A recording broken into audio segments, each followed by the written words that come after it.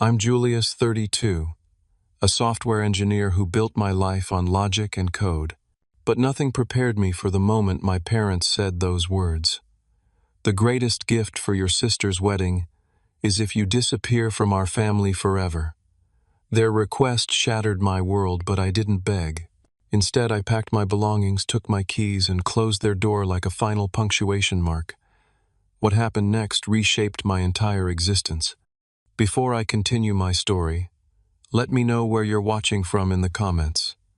Hit that like button and subscribe if you want more stories about finding strength when family fails you. Growing up in suburban Massachusetts, I believed we were the perfect American family. My father, Richard, worked as a corporate attorney, while my mother, Martha, managed a successful real estate business. From the outside, we had everything. A colonial house with a manicured lawn, family vacations to Martha's Vineyard, and holiday cards, featuring our smiling faces in coordinated outfits. But beneath that polished exterior lay a different reality, one where not all children were valued equally. The differences in how my sister Stephanie and I were treated started small. When I brought home straight A's in advanced math, my parents would nod and say, "That's what we expect from you." But when Stephanie passed basic algebra with a B-, they'd celebrate with dinner at her favorite restaurant. "Your sister works so hard," they'd say, "we need to acknowledge her efforts." At 10 years old, I couldn't articulate why this hurt so deeply. Science fairs became my battlefield for attention. In 6th grade, I built a functioning small-scale solar panel that powered a digital clock. My father glanced at it before leaving for Stephanie's dance recital, saying, "Interesting project, but we need to hurry, or we'll miss your sister's solo." I won first place, but my trophy sat unacknowledged on my desk, while Stephanie's participation ribbons for dance decorated our living room. "Julius is just naturally gifted," my mother would tell her friends, dismissing my achievements as effortless rather than the result of staying up until midnight reading advanced textbooks. "Stephanie has to work for everything she gets, which builds character." This narrative followed me through high school, my successes attributed to natural ability, Stephanie's minimal efforts praised as determination. My passion for computer science blossomed early. At 14, I created a rudimentary program that helped my father organize client files. "This is fine," he said, "but you should focus more on debate team or student government, things that will get you into an Ivy League." When I expressed interest in programming as a career, my mother sighed. "Computers are just a phase. You're meant for something more prestigious like law or medicine." Senior year brought the college decision that would widen the rift between us. Despite my perfect SAT scores and valedictorian status, I chose the State University's computer science program with a full scholarship over taking on massive debt for Cornell. The day I announced my decision, my father's face fell. "We've given you every advantage," he said, "and this is how you repay us. By lacking ambition." "It's the practical choice," I explained. "Same education, no debt, and their programming department is actually ranked higher." "Practical," my mother repeated with disappointment. "That's always been your problem, Julius. You never reach for more." 2 years later, when Stephanie chose a private liberal arts college with mediocre rankings and a hefty price tag, my parents beamed with pride. "She's following her heart," they said, "and making connections with the right kind of people." They never mentioned the tuition payments that strained their finances while I worked part-time to cover my minimal expenses despite my scholarship. After graduation, I joined a tech startup and quickly rose through the ranks. By 28, I had developed a patented security algorithm, earned a substantial income, and purchased a stylish apartment in Boston's Back Bay neighborhood. Financial independence gave me distance from my parents' criticism, but I still craved their approval in a way that embarrassed me. Each promotion or bonus became another opportunity to finally make them proud. They remained unimpressed. "Computers," my father would say with a dismissive wave. "Is that really what you want to do forever? Your cousin Michael just made partner at his law firm." The dynamic shifted when Stephanie, after drifting through several marketing jobs, began dating Bradley Whitmore. The Whitmores owned a chain of luxury hotels and moved in social circles my parents had always aspired to join. Suddenly, my parents' social climbing shifted into overdrive. Bradley's family knows the governor my mother mentioned during every conversation. His sister was featured in Boston Magazine's 30 Under 30. The subtext was clear. Stephanie had finally done something right, something more valuable than any of my achievements. During a rare family dinner celebrating my promotion to senior developer, my father interrupted my explanation of our company's expansion to ask, "Have you considered getting a more impressive-sounding title, developer? Doesn't really convey authority." Later that evening, as Stephanie showed pictures of her weekend at the Whitmore family lake house, my parents leaned forward with rapt attention. "Julius," my mother said, without looking away from the photos, "you should let Stephanie's friend Taylor give you fashion advice. First impressions matter in this world." That night, driving back to my apartment, I realized a painful truth: no amount of success would ever be enough. Because my achievements weren't in the currency. They valued social status, connections, and appearances. Yet some stubborn part of me still believed I could eventually earn their respect on my own terms. I had no idea how completely that hope would be shattered, or how soon. The engagement announcement came during an elaborate dinner at Ristorante Milano, the kind of place where menus don't list prices and waiters speak in hushed tones. My parents had been mysteriously insistent about my attendance, calling 3 times to confirm I would take time off work. "It's a special family occasion," my mother emphasized. "Your presence is non-negotiable." I arrived to find Bradley's entire extended family present: parents, grandparents, siblings, and even an uncle who had flown in from London. When Stephanie stood tapping her crystal glass and Bradley dropped to one knee, presenting a diamond that caught every light in the room, I felt genuinely happy for her despite our complicated relationship. "To my sister," I said during the toast round, raising my glass sincerely, "may your new life together bring you all the joy you deserve." I meant every word. After dinner, Bradley approached me at the bar. "Julius," he said, clapping my shoulder with practiced casualness, "Stephanie tells me you do something with computers." "I'm a software engineer specializing in cybersecurity," I replied. "Fascinating," he said, clearly uninterested. "My company uses a guy in India for our website stuff. Saves a fortune." He leaned closer. "Between us, how much does someone in your position actually make, ballpark figure?" Before I could respond, he continued, "Because I've been thinking about setting up a charitable foundation for underprivileged youth interested in technical trades. Might be something you could contribute to." The condescension was unmistakable. In Bradley's world, my career was a technical trade, not a profession requiring advanced degrees and specialized knowledge. I excused myself and found my mother in deep conversation with Bradley's mother. "Julius," she said too brightly, "I was just telling Eleanor about your apartment renovations." "The apartment is fine as it is," I corrected. "I haven't done any renovations." My mother laughed nervously. Always so modest. He completely reimagined the space, hired one of Boston's top designers. That night marked the beginning of a new pattern, my parents reinventing me to fit the Whitmore family's expectations. Over the next few weeks, the wedding preparations intensified along with their efforts to polish my image. "We've scheduled you for a fitting at Milano Taylor's," my father announced during an unexpected visit to my apartment. Bradley's family recommended them for the groomsmen suits. "I'm not a groomsman," I pointed out.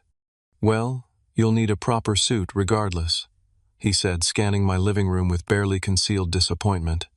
"And perhaps some new furniture before the engagement party here next month." "Party here?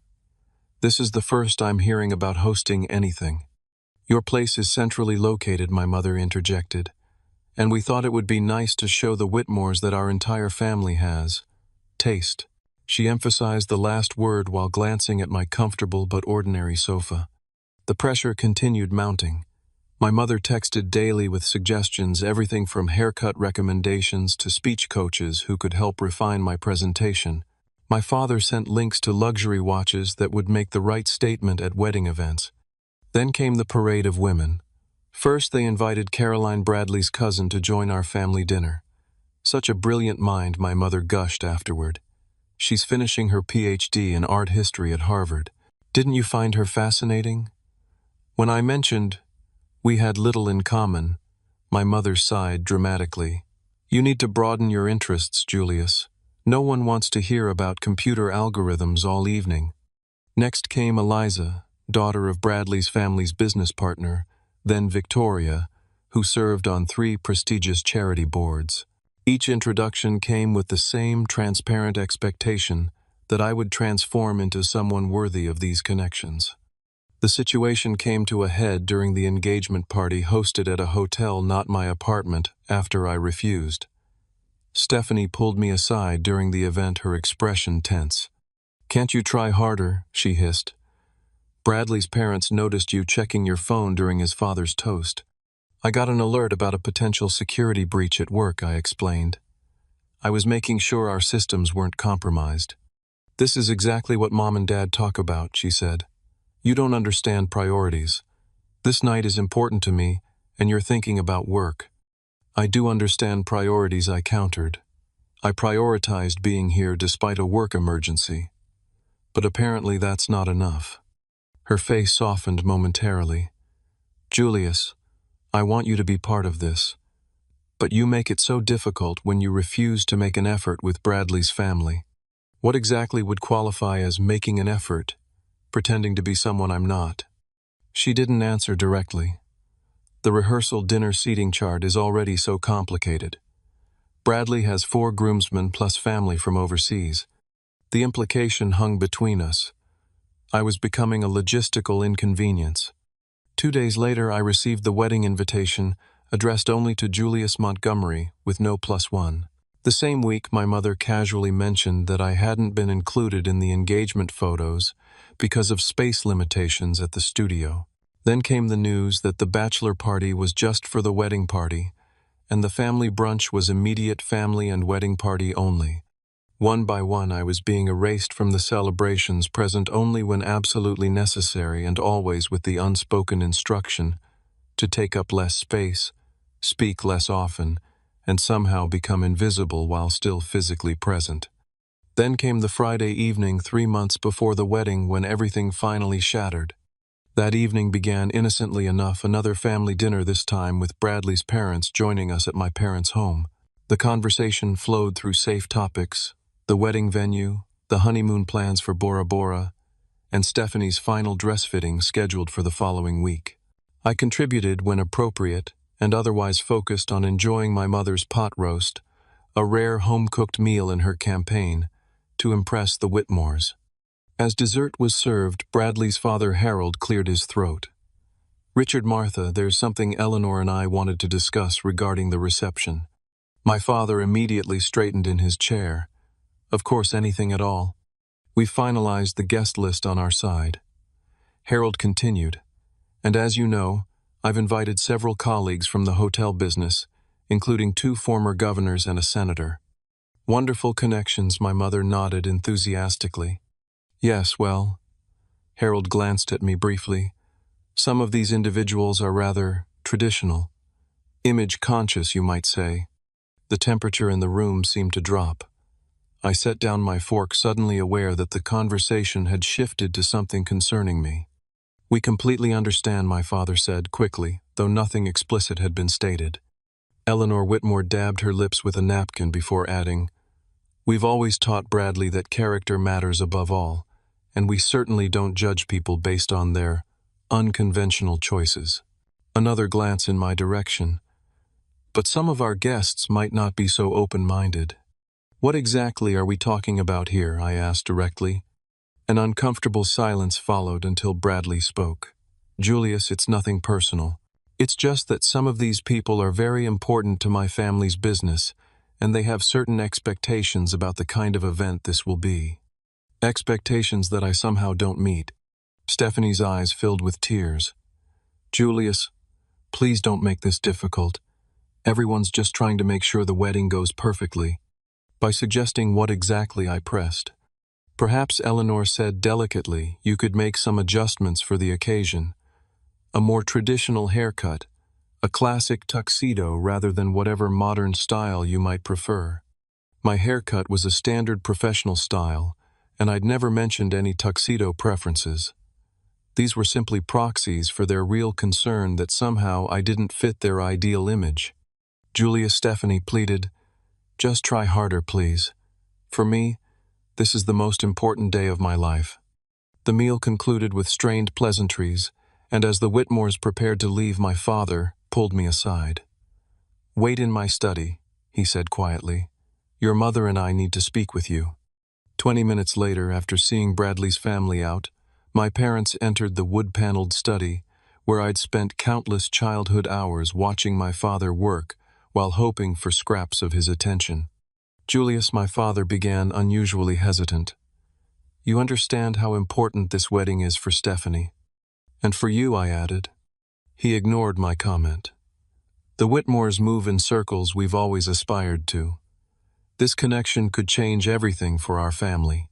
"Richard," my mother interjected, "let's be direct." She turned to me, her expression, a mixture of determination and something else, perhaps guilt.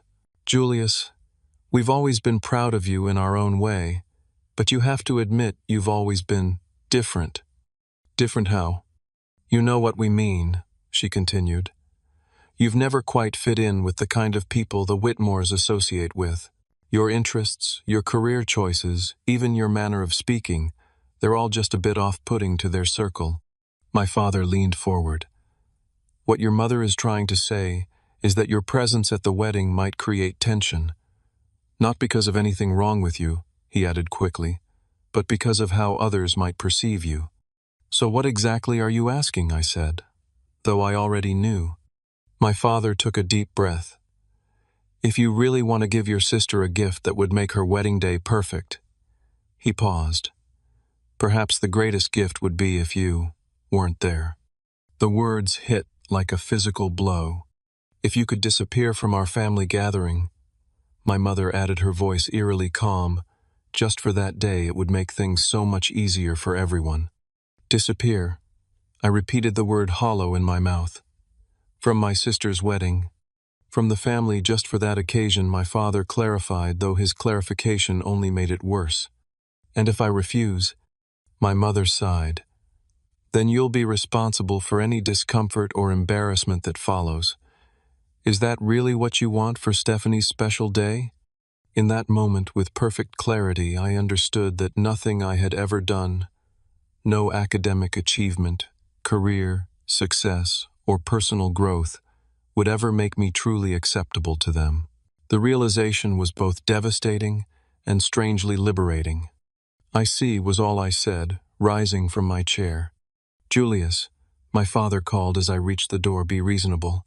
This isn't forever, just forever," I finished for him. "That's what you're really asking.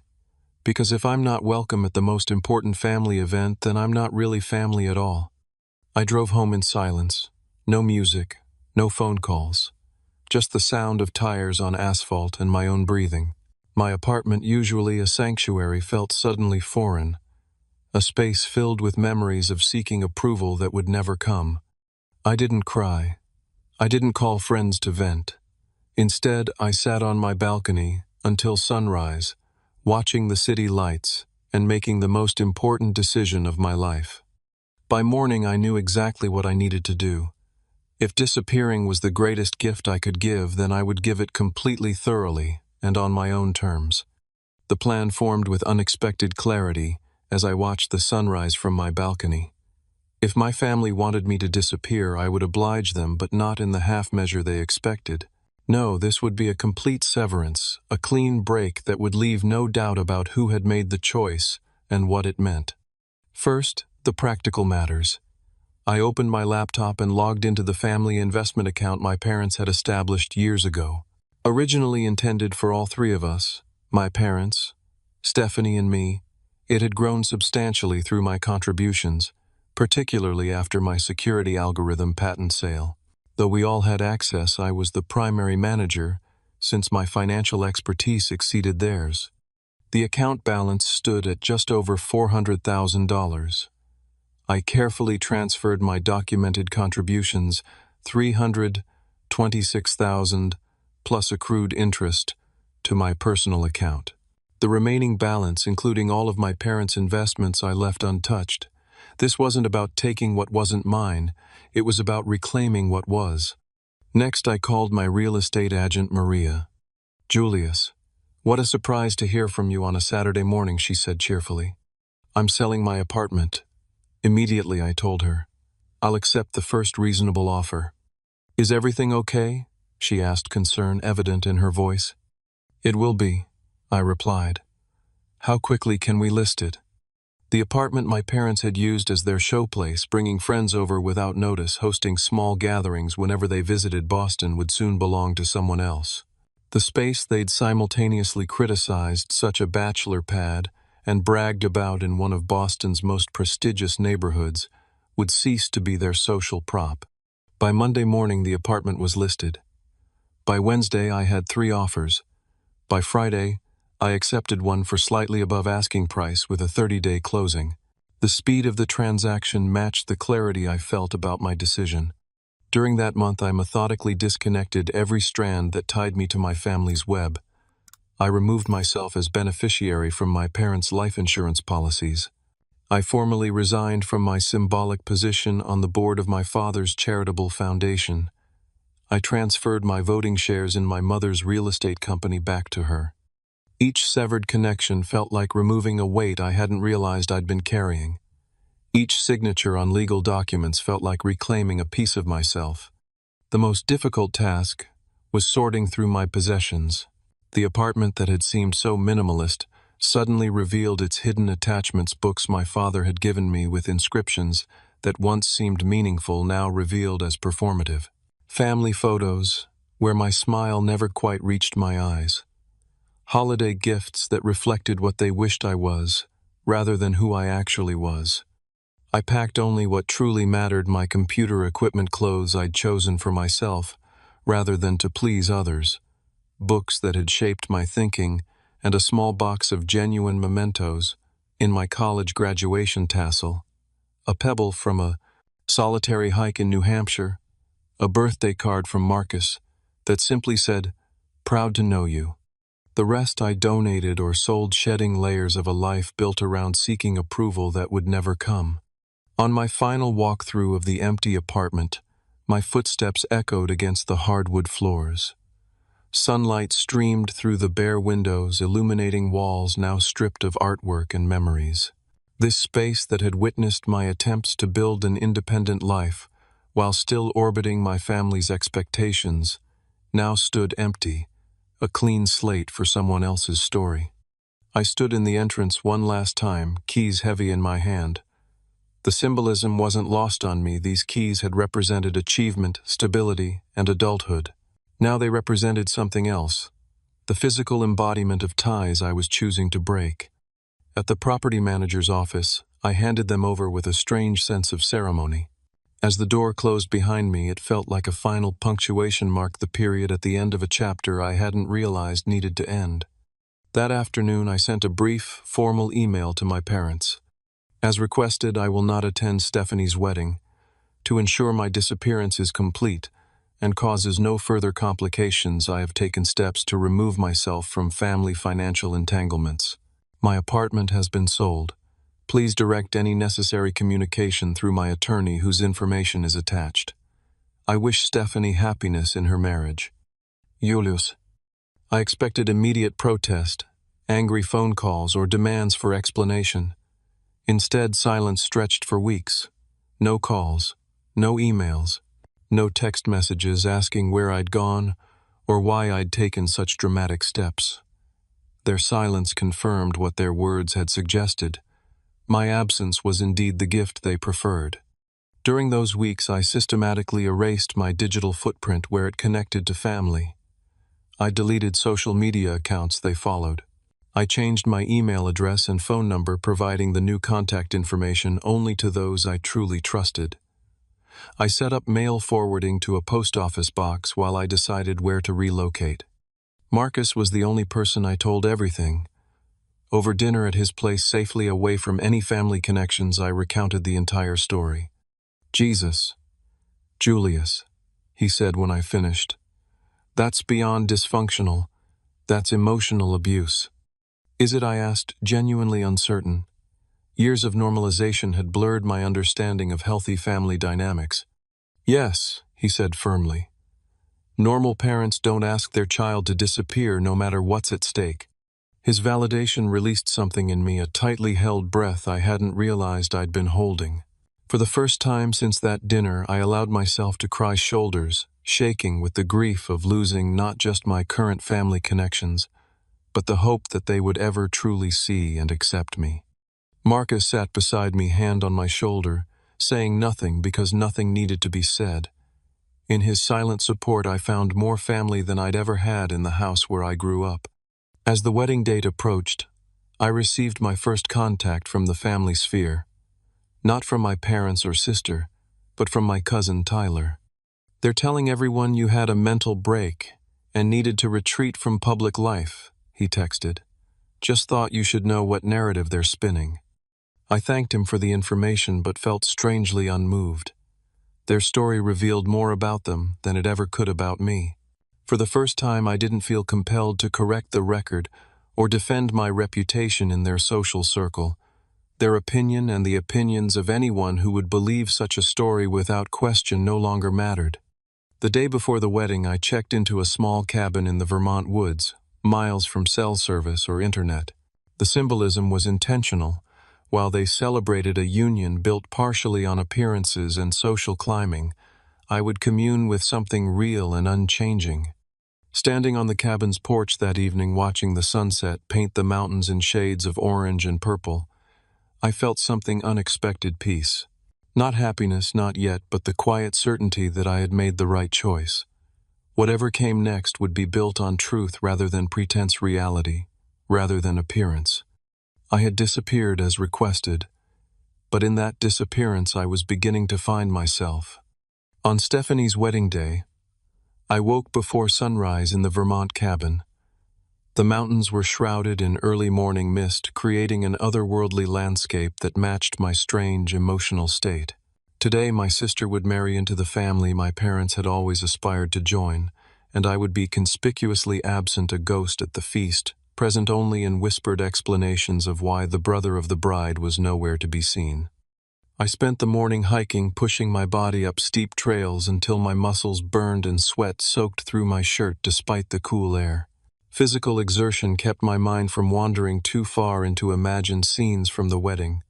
My father's proud walk down the aisle with Stephanie, my mother's tearful smile during the vows, the empty chair at the family table that no one would acknowledge.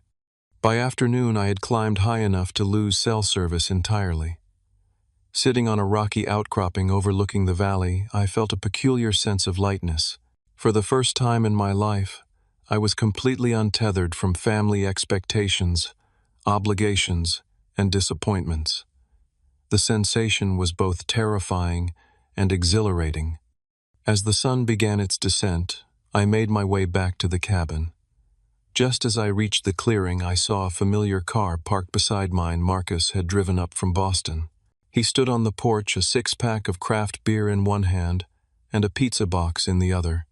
"Thought you shouldn't be alone today," he said simply. We sat on the porch as twilight settled over the forest, drinking beer and eating pizza in comfortable silence. Finally, Marcus spoke. "You want to know what happened, don't you?" I hesitated. "I'm not sure I do." "You do," he insisted gently. "Not because you regret your decision, but because you need closure." He was right, of course. The question had been hovering at the edges of my consciousness all day. Marcus took a long sip of his beer. "I have a cousin who works at the hotel. She texted me updates, and I couldn't help asking." "Chaos," he said simply. "Not the ceremony itself that went smoothly, but the reception was a different story. People kept asking about you, your mother's book club friends, your father's colleagues, even Bradley's extended family who'd heard about Stephanie's successful tech brother. Your absence was conspicuous. I hadn't considered this possibility that people would notice, would ask questions. In my family's narrative, I had always been peripheral, easily explained away. But perhaps I had existed more firmly in others' understanding of our family than in my own. Your parents kept giving different explanations," Marcus continued. First it was a work emergency, then some vague illness, then a previously scheduled commitment you couldn't break. The stories contradicted each other, and people noticed. A small wounded part of me felt vindicated by this. Their attempt to erase me had created a more visible absence than my presence would have. The real kicker came during Stephanie's toast, Marcus said. She had clearly had a few glasses of champagne, and suddenly she was talking about missing her big brother who taught her to ride a bike, and how she wished you could be there. She started crying, asking your parents why you really weren't there. Right in the middle of her toast, in front of everyone. I winced imagining the scene. Despite everything, I hadn't wanted to ruin Stephanie's day. Bradley's mother took the microphone and smoothly transitioned to her own toast. Marcus finished. But the damage was done. People were whispering. Your parents looked mortified. I sat with this information, surprised by my own conflicted feelings. There was a certain grim satisfaction in knowing their carefully constructed narrative had crumbled, but also unexpected guilt at the public nature of the unraveling. How do you know all this? I asked. I told you my cousin works. No, I interrupted. How do you know the details of Stephanie's toast? Your cousin couldn't have heard that from the kitchen. Marcus looked away briefly. I was there. What? How? Bradley invited me, he admitted. We went to the same prep school, remember? When he found out I was your best friend, he called and asked me to come. I think he was trying to have someone there for you in a way. This revelation stunned me. Bradley, whom I'd dismissed as just another status-obsessed socialite, had shown more consideration for my feelings than my own parents. Did they see you there? Your parents? Oh yeah, Marcus chuckled. Your father nearly choked on his champagne. Your mother tried to corner me during the cocktail hour to pump me for information about where you were. I played dumb. We fell silent again, watching the stars appear one by one in the darkening sky. The wedding would be over now. Stephanie and Bradley would be dancing, cutting cake, preparing to leave for their honeymoon.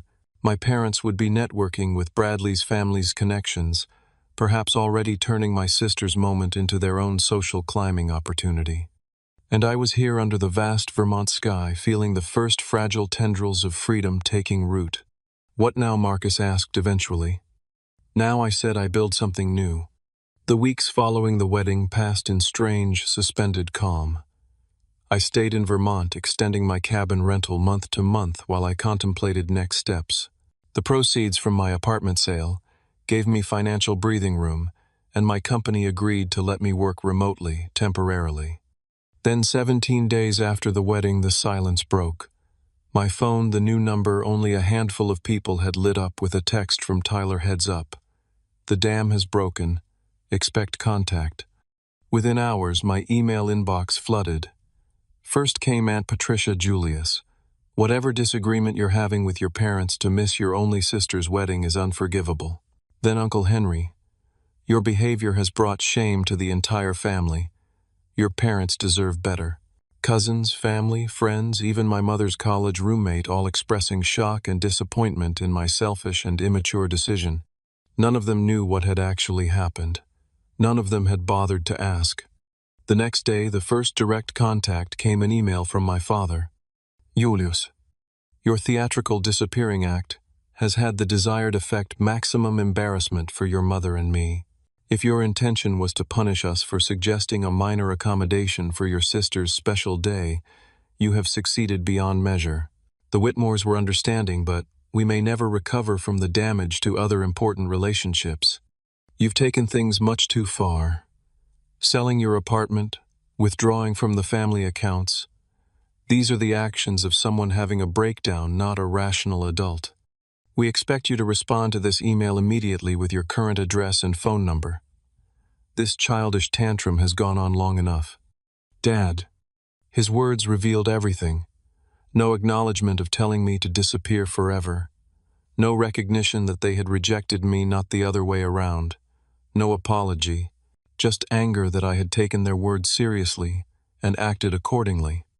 I didn't respond. 3 days later, my mother tried. Dearest Julius, we're concerned about your well-being. This extreme reaction suggests you might be experiencing some mental health challenges. We only want what's best for you and can recommend several excellent therapists in Boston. Stephanie is devastated by your absence. She returned early from her honeymoon because she was too upset to enjoy Bora Bora. Is that what you wanted? Please come home so we can discuss this as a family. Whatever misunderstanding has occurred, I'm sure we can work through it together. Love, Mom. The gaslighting was so transparent, it would have been laughable if it weren't so painful. The suggestion that I had misunderstood their explicit request for me to disappear, the implication that my reaction indicated mental instability rather than self-respect, the emotional manipulation regarding Stephanie, it was all so familiar. I didn't respond to this email either. Finally, Stephanie herself reached out. Julius, I don't understand what's happening.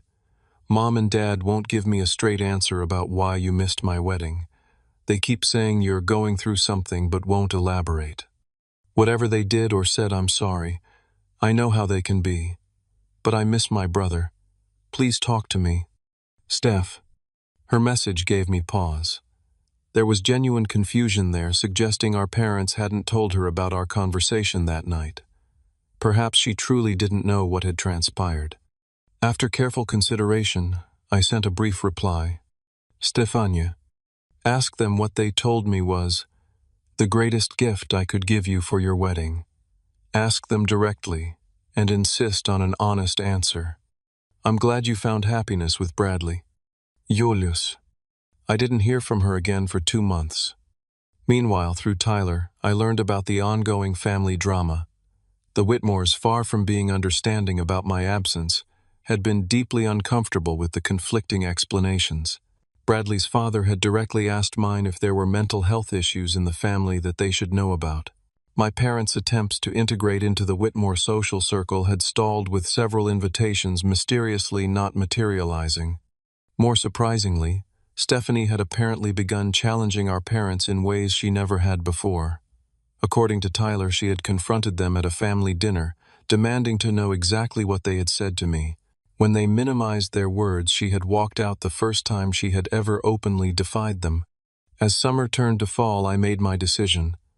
I accepted a job offer from a tech company in Seattle, as far from Boston as I could reasonably go while remaining in the contiguous United States.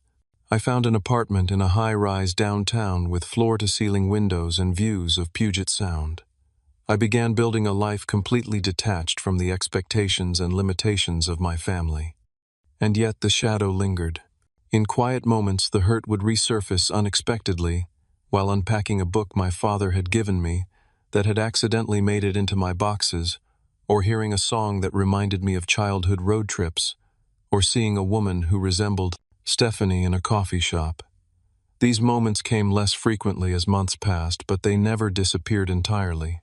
6 months after the wedding, as I settled into my new life 3,000 miles away, I received another email from my father, the first contact after months of silence.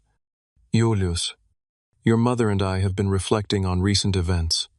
We may have spoken hastily regarding your attendance at Stephanie's wedding. If our words caused you pain, that was not our intention. We would like to open a dialogue about re-establishing contact. Thanksgiving is approaching, and your absence would be noticed. Regards, Dad. No acknowledgement of what they had actually said, no genuine apology, and still the concern about appearances, my absence being noticed rather than felt or regretted. I closed the email without responding, and looked out at the Seattle skyline glittering in the evening light. Their words no longer had the power to wound me as they once had. I had disappeared as requested, but in that disappearance, I had found something unexpected, the beginning of healing. Seattle embraced me with its cool rain and gray skies, a city where reinvention seemed built into the cultural DNA. My new position as lead security architect at Horizon Tech offered challenges that kept my mind engaged, and colleagues who valued my expertise without qualification. For the first time in my professional life, I wasn't working to prove anything to anyone but myself. My apartment on the 23rd floor became a canvas for creating a space that reflected who I truly was rather than who I thought others wanted me to be. Gone were the sleek, impersonal furnishings that had filled my Boston apartment, chosen more for their ability to impress visitors than for comfort. Instead, I selected pieces that brought me genuine pleasure. A worn leather armchair, perfect for reading, industrial bookshelves that showcased my eclectic collection of technical manuals and science fiction novels, and abstract art in colors that energized rather than calmed. Marcus visited 3 months after my move, whistling appreciatively as he took in the view of Puget Sound from my living room. "This place is actually you," he observed, running his hand along the reclaimed wood dining table I'd commissioned from a local craftsman. "What does that mean?" I asked. "Your Boston place was like a hotel, impressive, but impersonal. This," he gestured around, "has your fingerprints all over it. It feels alive." His observation struck me deeply. I had spent years creating spaces and a life designed to win approval rather than reflect authenticity. No wonder nothing had ever felt quite right. Marcus's visit cemented his role as the brother I'd chosen, rather than the one I'd been born with. During his week in Seattle, we hiked Mount Rainier, explored Pike Place Market, and spent evenings talking on my balcony over local craft beers. He had left a successful position at a Boston financial firm to follow me west, accepting a comparable role at a Seattle company. Boston was getting stale anyway, he said when I expressed guilt over his move. Some friendships are worth following across the country. Through Marcus, I met Rachel, a freelance photographer, who captured Seattle's urban landscape with an eye that found beauty in unexpected places. Our first date stretched from coffee into dinner, and then a midnight walk along the waterfront, talking about everything from data encryption to Japanese film. There was an ease between us I'd never experienced in relationships, no calculation, no performance, just genuine connection. "I like that you say what you mean," she told me on our third date. "No games, no hidden agendas." That's a recent development, I admitted, and shared a condensed version of my family history.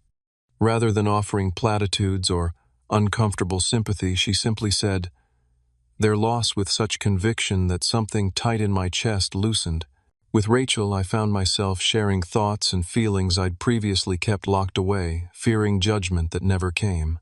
While my personal and professional life in Seattle flourished, news from Boston trickled in through Tyler, who had become my unlikely connection to family events. His text messages arrived irregularly, each one offering a glimpse into the consequences of my disappearance. "Aunt Patricia and Uncle Henry had dinner with the Whitmores last night," he reported in one. "Apparently Bradley's mother asked pointed questions about why you weren't at any family gatherings. Your parents' explanation about your mental health retreat isn't holding water anymore." Another text revealed, "Your dad's firm lost the Whitmore hotel chain account. Word is, Bradley's father questioned your dad's family values after hearing conflicting stories about your absence." The most surprising update came 6 months after my move. "Stephanie and Bradley had your parents over for dinner last weekend. Huge fight erupted when Bradley mentioned reaching out to you directly. Your mother said something about family loyalty, and Stephanie apparently shot back with, like the loyalty you showed Julius. They left without dessert." I received this news with complex emotions. There was no satisfaction in my parents facing social consequences, only a sad recognition that they were reaping what they had sown. More surprising was Stephanie's apparent defense of me. The sister who had always aligned herself with our parents' values was possibly developing a perspective of her own. My suspicion was confirmed when 8 months after the wedding I received a letter from Stephanie, not an email or text, but an actual handwritten letter on heavy cream stationery. "Dear Julius, I asked Mom and Dad what they said to you before the wedding. At first they deflected, saying you had misinterpreted their words. I persisted, and finally Dad admitted they had suggested you not attend the wedding because they were worried about how Bradley's family would perceive you." I was horrified. I had no idea they had said such a cruel thing. "I want you to know I never asked them to exclude you. When you didn't show up, they told me you had a work emergency.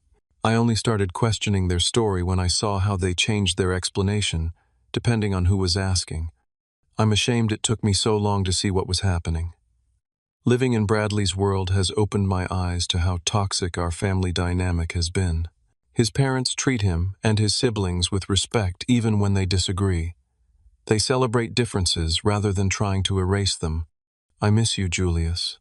Bradley misses you too, though you barely had a chance to know each other. He says his initial impression of you was that you were the only genuine person in our family. I understand if you want nothing to do with any of us anymore, but if you're ever open to it, I'd like to try to build a relationship with you. A real one this time, not the performance our parents orchestrated. With love and regret, Stephanie. I read her letter multiple times, emotions swirling. There was hurt that she hadn't seen our parents' treatment of me sooner, anger at the years of isolation I'd endured while she basked in their approval, but also a fragile hope that perhaps one familial relationship might be salvageable. After days of consideration, I replied with a brief email acknowledging her letter and suggesting we proceed slowly.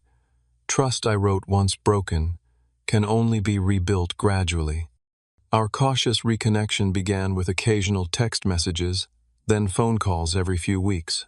Stephanie shared her own journey of realizing how our parents' values had shaped her perceptions and choices, often to her detriment. I listened with growing empathy as she described the pressure she'd always felt to be perfect in their eyes. I think I was so hard on you growing up because I was jealous, she admitted during one call. You always seemed so sure of yourself, so clear about what you wanted. I was just trying to be whatever they wanted me to be. I wasn't sure of myself, I corrected her. I was just more willing to disappoint them to be true to myself. As winter turned to spring in Seattle, I began seeing a therapist who specialized in family trauma, Dr. Rivera helped me recognize patterns I hadn't been conscious of, the constant seeking of approval I'd never receive. The internalized belief that I was somehow fundamentally unacceptable, the habit of diminishing my own needs to accommodate others. You didn't just leave a toxic family situation, she observed in one session. You rejected a false narrative about your own worth. That's incredibly difficult and incredibly brave. Through therapy, I began to understand that my decision to disappear hadn't been just an angry reaction, but a necessary step in my own healing. What had felt like destruction was actually the clearing of ground for new growth. Meanwhile, Rachel had become an essential part of my new life. Unlike previous relationships where I'd carefully curated my presentation to be what I thought a partner wanted, with Rachel, I simply was. She moved into my apartment 10 months after we met, adding her photography books to my bookshelves and her vintage camera collection to my office shelves. I never thought I'd live 23 floors above the ground, she joked as she unpacked. But I'd follow you to the moon if that's where you decided to set up shop. The casual certainty of her affection still startled me sometimes, the way she found me worthy of love without conditions or qualifications. As the one-year anniversary of my departure from Boston approached, I received another unexpected communication, an actual handwritten letter from my father, the formal weight of his stationery and fountain pen ink, a stark contrast to the surprisingly vulnerable content. Dear Julius, a man reaches a certain age and begins to evaluate his life's work.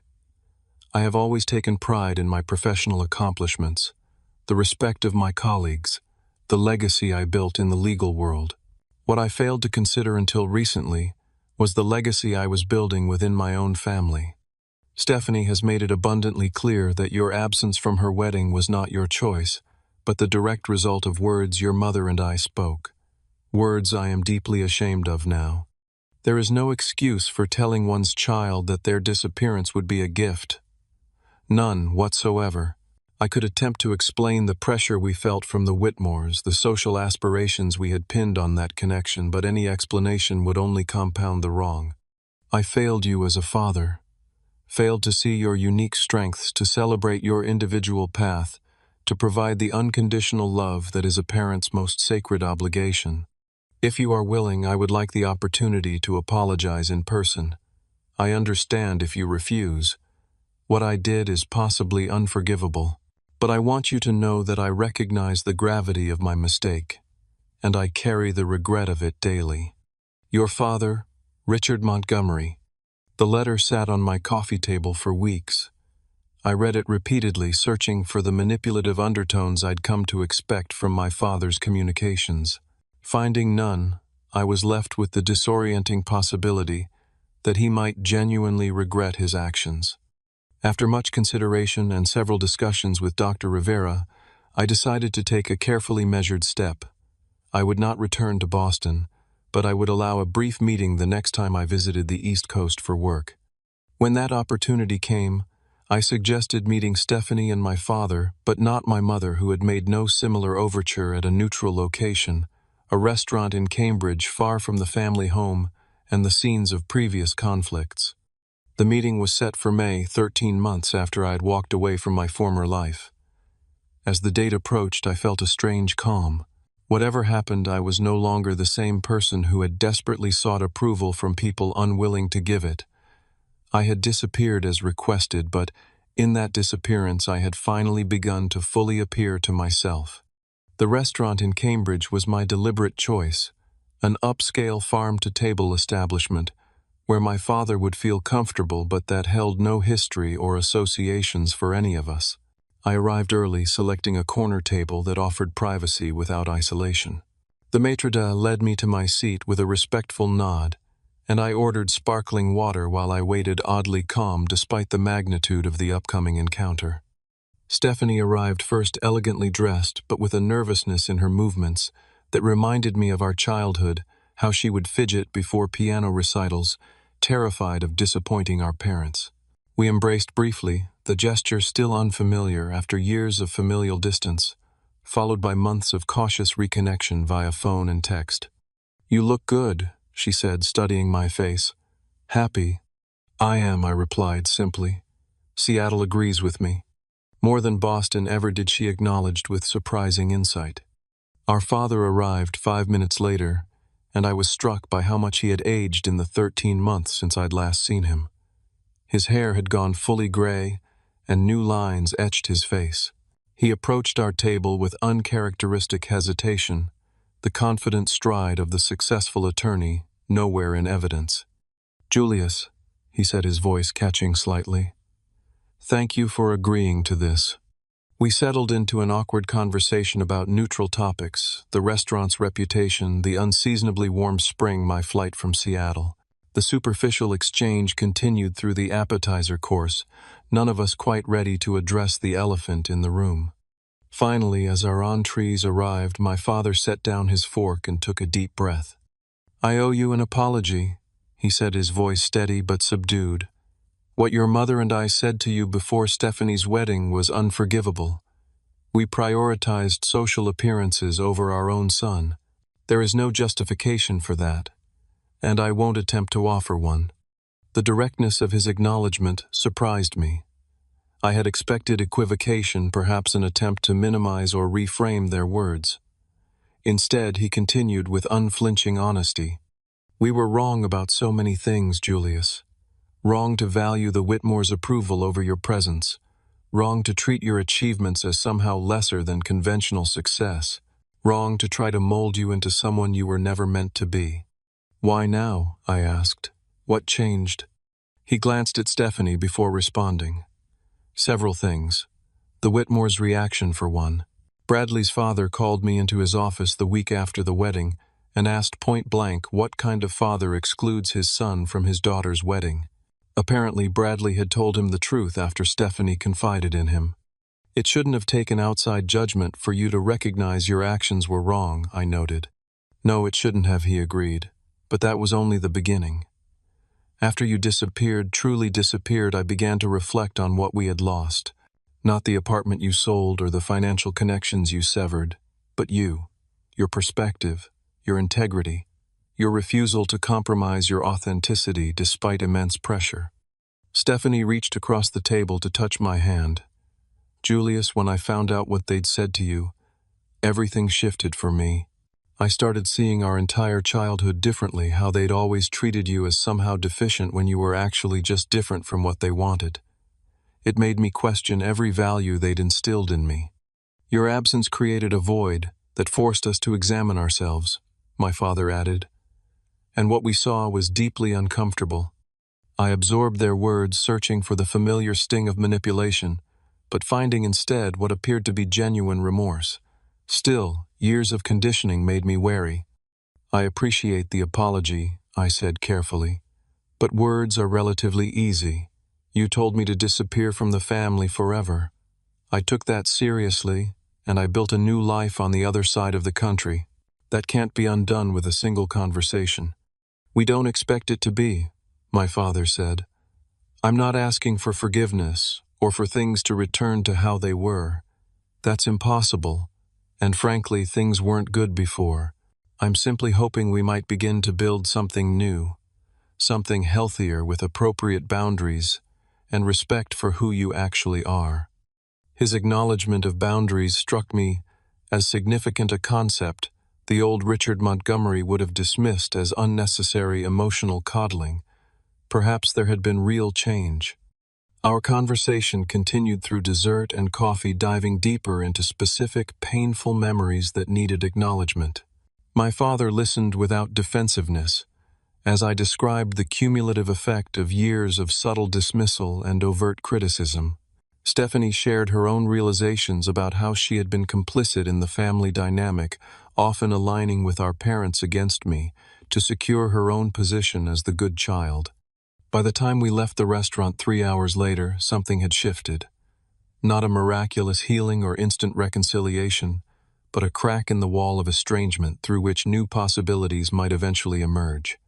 "Your mother wants to see you," my father said, as we stood on the sidewalk outside. "But I told her that would be entirely your decision on your timeline, if ever." This respect for my autonomy was perhaps the clearest indication that something fundamental had changed. "I'm not ready for that," I said honestly. "I understand," he replied, and I believed that perhaps he did.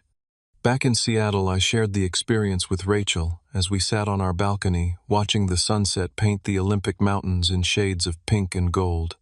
"Do you think you'll ever fully reconcile with them?" she asked. "I'm not sure fully is possible," I replied. "But perhaps we can build a new relationship that acknowledges the past without being imprisoned by it." "And is that what you want?" I considered her question carefully. "What I want is to live authentically, without the weight of their expectations or disapproval. If they can respect that, then yes, I'd like some form of family connection. If not, I've already proven I can thrive without it." Rachel squeezed my hand. "That's the difference now. Before you needed their approval. Now you're willing to welcome their presence, but only on terms that honor who you truly are."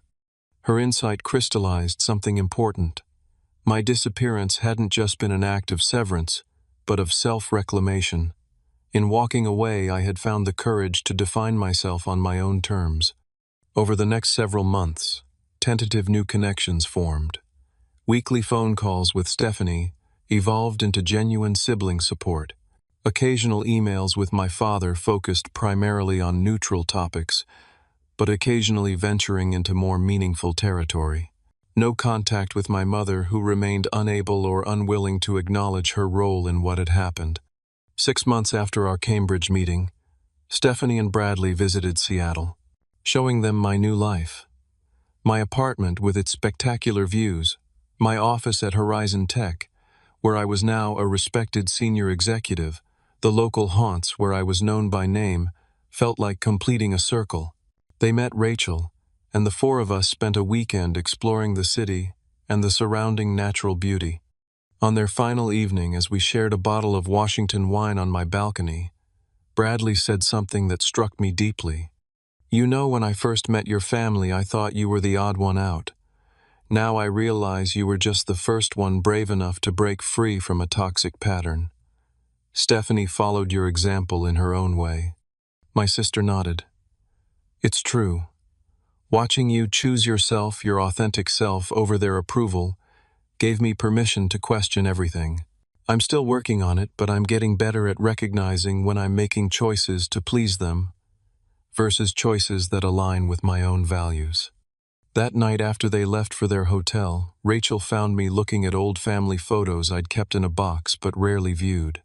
"Second thoughts?" she asked gently. "No," I said. "Just appreciating the journey. A year and a half ago, they told me the greatest gift I could give was my disappearance. They had no idea that in disappearing from their narrative, I would finally appear fully in my own life.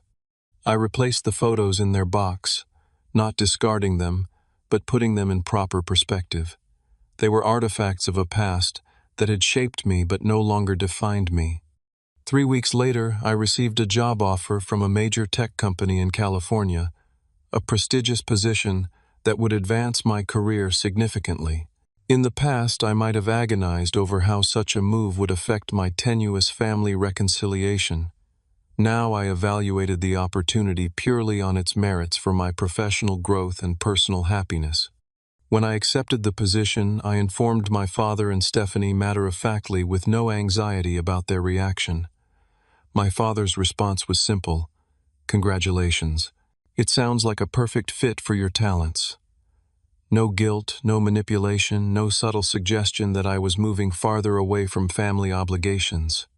As Rachel and I prepared for our move to California, I reflected on the profound truth I had discovered through this painful journey. Sometimes the greatest gift we can give ourselves is the courage to disappear from others' limiting perceptions, so we can finally appear authentically in our own lives. The family I was born into had asked me to vanish, but in doing so, I had found something far more valuable: the ability to stand firmly in my own truth, surrounded by people who valued me exactly as I was, not despite my differences, but because of them. Have you ever had to walk away from something familiar to discover your true self? I'd love to hear your stories in the comments below. If this resonated with you, please hit that like button and subscribe for more stories about finding strength in difficult moments.